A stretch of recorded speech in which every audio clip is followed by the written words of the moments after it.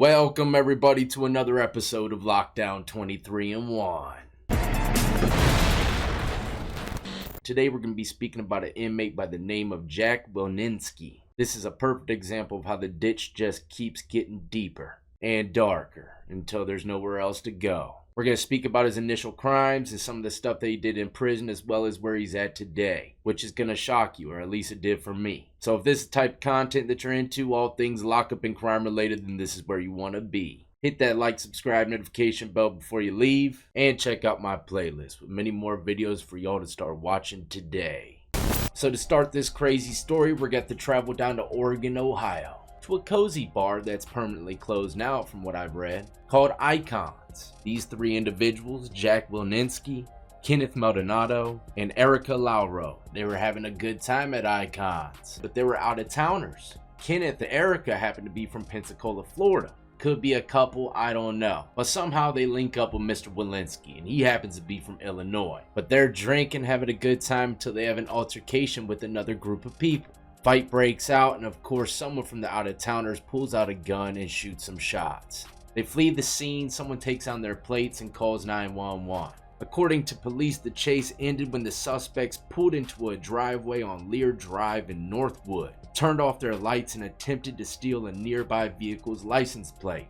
Someone might be saying to themselves, why would they, if they're getting chased by police, pull up somewhere and take someone's plate? Maybe they got enough distance on the cops and they felt like they got away to the point where they felt safe enough to do that. But it turns out they weren't far enough ahead of the police or something, because the shootout's about to take place. Cops pull up, and one of the three individuals shoots out the passenger window at the police. So as of right now, they're just in trouble for a fight, shooting in the air. Maybe they had some warrants, but it's nothing too big. Now they got, attempt capital murder on an officer or something like that. Whatever charge they're going to give him is way worse than what he was looking at. So the ditch is getting deeper and deeper, all behind an altercation at a funky, dusty bar, which they probably thought their reputation was on the line or something. No, it ain't, bro. You're out-of-towners. Nobody gives a damn who or where you're from. Y'all's glory don't mean nothing. You'll be forgotten. But I guess he won't be, because we're talking about him today, right? I'm not gonna lie, though. This story gets crazy. It's really tragic. But shots were fired at the officers, who then returned fire. Erica Lauro from Pensacola, Florida, was fatally wounded in the altercation. The guy who shot out that passenger window, man, put everybody's life at risk. Even that house, the random house they pulled into. That's a scary situation, man. The people in that house were probably tripping. But unfortunately, Erica lost her life. Jack ended up getting 21 years for attempted murder, another 21 years for felony assault, a year and a half for carry concealed weapon, 3 years for possession of a firearm in a liquor establishment, 18 years for felony assault, 3 years for weapon under disability, a year and a half for failure to comply, and they're all ran consecutive. He got smoked from here to kingdom come for that incident. Can't be shooting at the cops and think you're going to be seeing those streets again. Very rare anomaly if that happens. But that's just kind of the beginning of this guy's story, man. He gets to the penitentiary and stuff really gets crazy. I don't think he was ready for that much time, because his ride definitely ended roughly. But he goes through the court process, gets sentenced, and he goes to Lebanon Correctional Facility in Ohio. And this prison has seen its share of violence. Not to mention a National Geographic episode titled Predator or Prey. Whatever prison they pick to film that, chances are there's a lot of predators. But I've heard from many people as well, it's a gladiator camp. Every state has one, or maybe a couple. Institutions where there's a lot more fighting going on, violence, taken advantage of. But this prison houses level 3 inmates. For the most part, if you're a violent lifer, that's the lowest level that you'll get to. It also houses level 1 camp inmates. Many prisons hold a variety of levels. As of 2015, the institution housed 2,421 inmates, 124.4% of capacity. I don't know what the numbers are now, if they added on to it or whatnot, but definitely kind of an eerie situation in this prison, especially the yard. It kind of looks like a junkyard, if you're to ask me.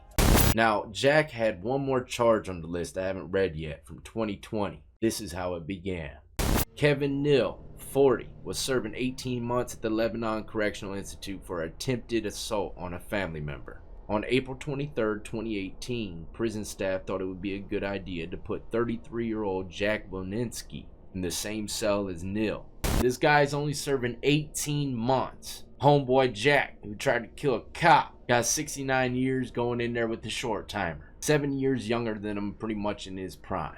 But before he goes into the cell, he's being housed in the dry cell with the nightgown for threatening to cause harm to himself. But he's coming back out, and that's something people don't understand. They don't live back there, they gotta go back to population sooner or later. But sometime before he gets out of that cell, he asks a staff member if he can be housed with Neil. So the staff agrees with Jack and puts him in the cell with Neil. Jack has a broken arm, and it's wrapped up with cloth for support. Classification was probably like, homeboy got a broke arm, he ain't gonna be doing nothing anyway, I'll put him in there. If I were to guess, looking at it from outside the box. But he goes into the cell, meets Neil. Now keep in mind, all this happens in less than an hour of getting his new cellmate. They're probably chatting it up.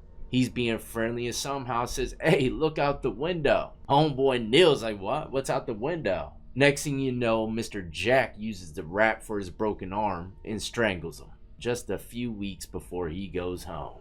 Now, why did Jack do that to him? He told investigators because he wanted to be shipped off the compound. He seen a guy do it the other month and it worked, so he decided to do it. Like I say in past videos, numerous times, a lot of these dudes, they ain't got nothing to lose. If they want to get the hell out of that prison, they'll kill you to do it. They don't care, man, especially the states ain't got no death penalty. What else can they do to them? Besides put them in solitary, half them guys, they want to be there because they got filthy paperwork get gotten mainline. But anyways, he was convicted and sentenced to life in prison. He did not get the death penalty. But this is the thing, ladies and gentlemen, this is what has to change. And it starts all the way in the beginning with classification. If you're to ask me, all of these recent stories I've been bringing your way, it's their fault 100%. A guy with just a few months left should never be housed with someone with 69 years. Or life, man. Them guys can be very jealous of the individual, especially closer to time for him to go home. And kill him, just so they can get to another compound. Kill two birds with one stone. That guy ain't going home, makes him feel a little bit better. And he's going to his new home, a new prison.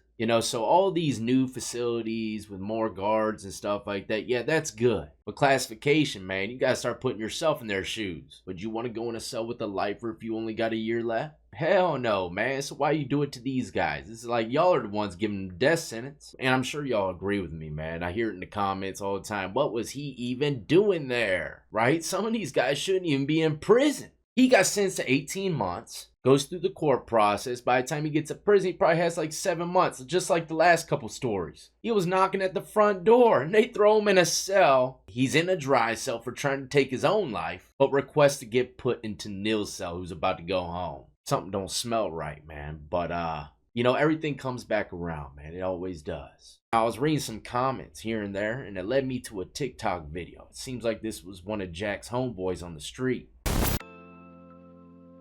And this is a rest in peace video.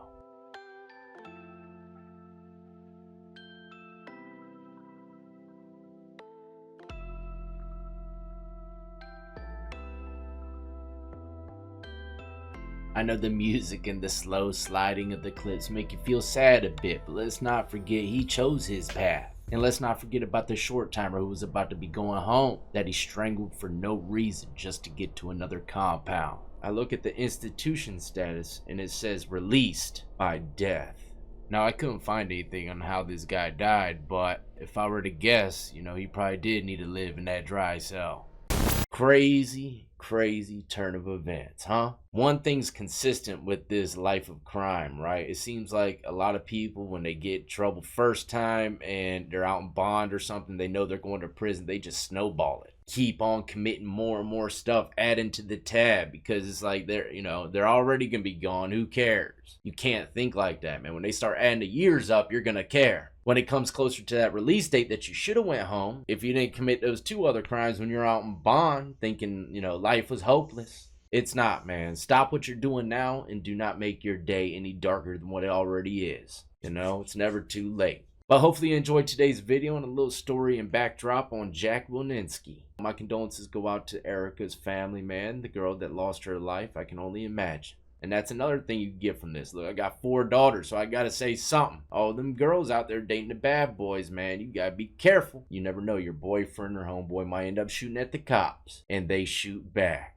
But I gotta go. I got some Christmas decorations to put up. Oh, it's beginning to look a lot like Christmas. I don't know those other words. Until the next time, ladies and gentlemen, y'all be easy, be safe, use common sense, and stay free.